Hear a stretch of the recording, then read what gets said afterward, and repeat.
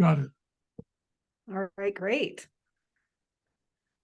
Hi, Peter. I'm excited to talk to you today. We've been working together for a while now and just wanted to talk about your journey and how you were sleeping and feeling before we started working together and how things are now and what has been the biggest difference for you. Well, it's been a big change in 14 months. Yeah. I was on Ambien for probably a decade, and I had reduced the amount to 1/4 of a 10 milligram tablet at 2 or 3 in the morning would help me sleep, but it was still there. And so I got worried about that and talked to the sleep specialist from Salt Lake and met with him and met with the specialists here, had numerous sleep labs, and I've been on CPAP for a long time, 10 years or more. But anyway, I was strung out on drugs, and it appeared to affect my mental capabilities, among other things. And for me, the big issue was that I wake up every hour and a half to have to go to the bathroom, whether I have to go or not. And it's usually very hard to go back to sleep without getting up and doing that. And this has been as far back as I can remember. My brother and daughter both have the same problem, so maybe it's genetic or whatever. But it was the issue over drugs and the issue that what I really needed to do was try to sleep all night rather than be up every hour and a half. It got me interested in checking in with you. Yeah. And weren't you also taking then a drug in the morning to kind of help you be more alert as well? Oh, one of the ways we got off of Ambien was with Belsomra. And right. With that, you add modafinil to make you more alert. And it seemed to be an improvement over Ambien, but it's still a drug. And the effects of that I could feel at times. And so I was desperate looking for anything else that might work. Yeah. And so what findings from the labs that we did and the other investigations what do you think made the biggest difference? Well, what I really have liked about working with you is it's all based on data with 4 different lab reports. Being a scientist, it's nice to, I've never been a great fan of supplements, but being a scientist and seeing the test results that suggest if you do this, you might be able to improve this or whatever, to me has been a very constructive way forward. And while I am checking with my doctor every 6 months and have for years, a number of things came up in your tests that he didn't test for, that we didn't know about. One of the most important was insulin resistance. I was very sleepy after meals. I know everybody gets a little sleepy after meals, but this was excessive. It just didn't feel right. And I mean, I would, even though I'd been in bed for 10 hours a night or whatever, I would sleep in the middle of the day after a meal.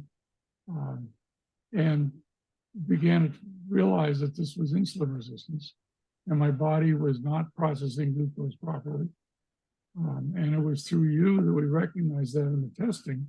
And then in working with you and with my regular physician, I'm now monitoring the glucose, and there's been a significant change, and I don't have that same sleepiness. So that was one thing that we knew absolutely nothing about, had not thought about with my regular doctor. But it came out in your tests and turned out to be important. The second was gluten. My wife especially is kind of down on gluten freaks. I feel like it's more of a tradition than it is necessarily a medical necessity. But what your test pointed out was that there are 2 genes that make you more at risk to gluten, and I had one of them. And this was pretty clear. So I stopped gluten as best I could. And the difference was amazing. I mean, I'm just, if I have gluten now, I feel terrible. And I recognize what it is. And so just simply avoiding gluten has made a big difference. My brother stumbled into this many years ago and had done it. So again, the genetics seems to have something to do with it, but we didn't recognize that until your test. And so what I am most thankful for in dealing with you is recognizing these various problems, that now that I seem to have them under control, I am feeling so much better, eating more rationally, and I've lost 33 pounds since we started working with each other without trying. I mean, I haven't been on a diet as such, but I've been on very high protein, and essentially no carbohydrates, no gluten.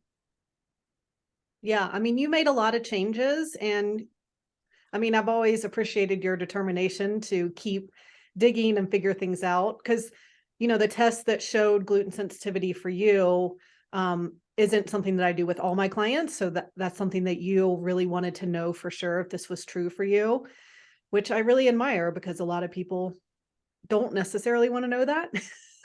But you know, you care so much about your health and about the work you're doing in the world as well, that this was really important for you. And so you made a lot of the changes that, you know, that have helped you feel so much better, lose weight, sleep better, all of that. So yeah, it's pretty impressive. Well, one thing I've done in the last 4 or 5 months was I realized I was getting on top of a lot of these things. I started doing a lot of hiking, anywhere from 2 to 8 miles a day, 4, 5, 6, 7 days a week. And it's been beautiful hiking weather, especially this fall. And at the same time, I've had physical therapy for my back.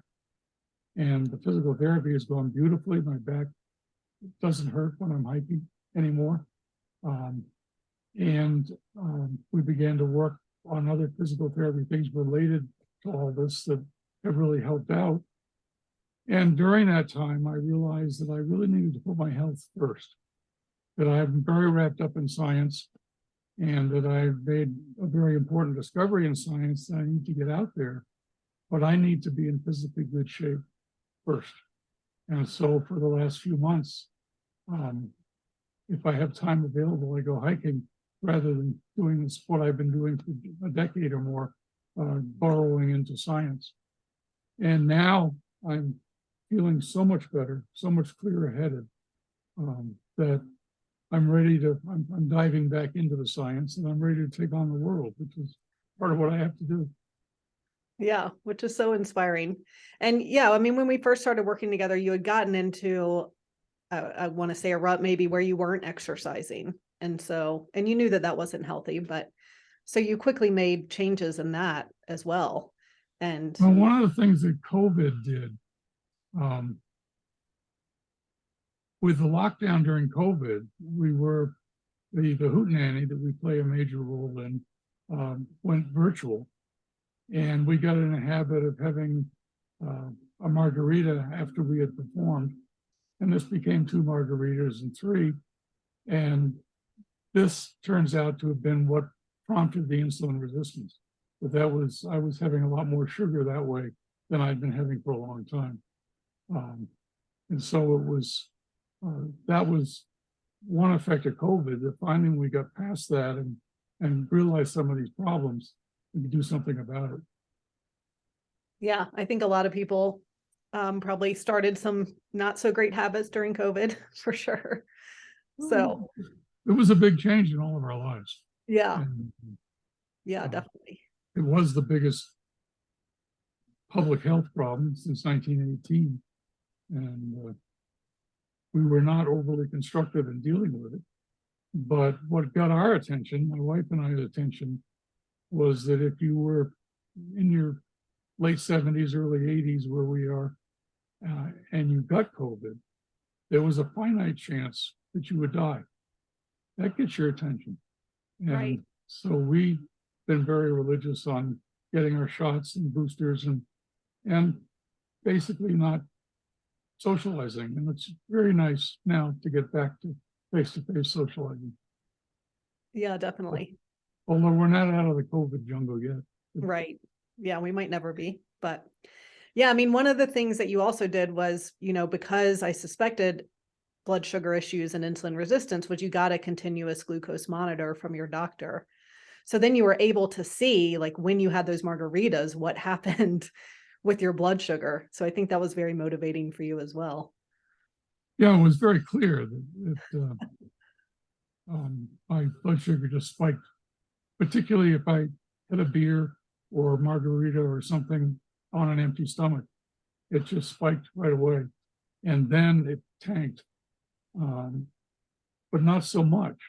Whereas now it spikes and then it tanks, showing that the glucose is kicking in. I mean, that the insulin is kicking in. And that's been very useful. And recently when I asked my doctor if I should stop monitoring, he said, well, since you're doing it now, why don't you keep going until we get all these things straightened out? And it does. It helps me see the effects of every meal. And now I'm quite happy keeping my glucose very low all the time. Yeah, that's great. And I love how, I haven't dealt with your doctor directly, but you've been able to work with both of us and, with the same goal. And we've been on board with a lot of the same things, which I think is great. Yeah, I actually talked to my doctor before I agreed to work with you about you. And he didn't know that much about you, but he said it sounded reasonable. And then when we've met, we've talked about the tests. I sent him the tests. And anyway, all along, it's been a good team effort. And even though you're not meeting directly with him, through me, we're all working together, and it's been very constructive. Yeah, I think that's great. And I think you are fortunate in that your doctor has been open to these things as well, which is great. So, My last physical checkup, my A1C I didn't get the number, but he said it was out of sight. It was wonderful. He said I was like a 30-year-old man all of a sudden. That's so awesome. he's seen the effect. Plus, I also talked to the diabetes counselor in his office extensively about diet, about how I deal with it. So anyway, it's been a great team effort, and I really appreciate everybody on the team. Yeah. Well, we appreciate you too. So, I mean, I know a big motivation for this for you was being able to do the science that you do and having the mental capacity to do that. So are you feeling like that has improved? Yes, definitely. And it's both the mental capacity, which, I mean, I'm close to 80, and at 53, I complained to my doctor about memory, and he said, cheer up, it's going to get worse. So it's a hard part of how much is age and how much is diet and exercise and other things. But I can say now that diet and exercise have a huge effect for me, not only in the clarity of my thinking, but in my ability to work all day without a nap and to be alert and to be productive. Yeah, that's great. Do you want to share with everyone what you're working on? Well, there's two big things that really revolutionize physics. And I've stumbled into them. I've been working on this since 2004, full time. And I've come to understand it a lot better. I wrote a book about it in 2015. And the book is still up to date, but I've had a very hard time getting scientists to understand what's going on. In many ways, it's as simple as the fact that we think of heat as an amount of something, and we quantify it in joules, and we add heats together. Well, it turns out that heat, that is the general feeling in all of thermodynamics today about what heat is. It turns out that is not what heat is. Heat simply is what a body of matter must absorb to become hotter. And when you understand what causes temperature in matter, heat is something that's very, very different from what we currently think. And the problem is that the way we currently think about heat has led to the greenhouse gas warming theory. It's based on the wrong way of thinking about heat. So I can show very clearly that greenhouse gases could not in any way known physically have caused the warming that we've observed, but that warming is very clearly caused by depletion of the ozone layer, which is up 10 miles or more above the surface of the Earth. And when you deplete the ozone layer, more solar ultraviolet B radiation reaches Earth, where it's absorbed by ozone along the surface of the Earth, which heats Earth. And so we know there are only 3 ways to heat air, and by the ultraviolet B being absorbed by ozone, that's one of the ways. And yet with greenhouse gases, the energy just doesn't work out that way. It's not the way it goes. But needless to say, greenhouse gases has become the basis of a supposedly huge consensus. But the interesting part is that since 1900, not a single scientist has questioned the physics of greenhouse gases until I came along. And it's the physics of greenhouse gases that is mistaken, and that therefore greenhouse gas theory is mistaken. Yeah, it's very impressive. And I know when we started working together, you said you've been retired for 22 years, but you've never been working harder. So, so I love your passion for what you're doing. Well, it's been really fun because I've been learning all the time. And sometimes I learn what I learned yesterday is wrong. Other times it keeps accumulating. But it's been a challenge, and not having to answer to anybody, being retired, except to keep my wife happy. I've been able to just focus 100% or 98% at least on that. And I've continually worried about the fact that, well, I could be wrong, and is there anything in here I could see that changed it? But it's all hung together, and it's so clear now that at some point I'm going to get the world to understand, hopefully before I die. But we'll see. Yeah.